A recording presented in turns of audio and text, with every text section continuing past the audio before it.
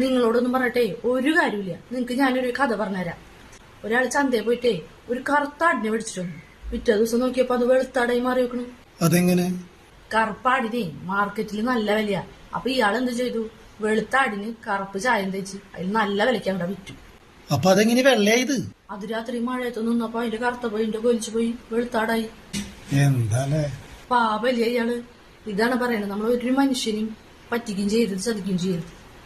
ഒരാടിന്റെ കാര്യത്തിൽ നിനക്ക് ഇത്ര വിഷമം. അന്ന് ഞാൻ ഒരു കഥ പറയട്ടെ.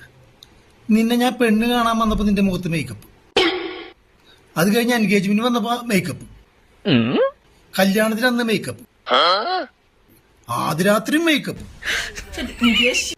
അത് കഴിഞ്ഞ് ആദ്യരാത്രിയൊക്കെ കഴിഞ്ഞ് നിന്റെ മുഖം കഴിയുമ്പോൾ നിന്റെ യഥാർത്ഥ മുഖം ഞാൻ കണ്ടത്.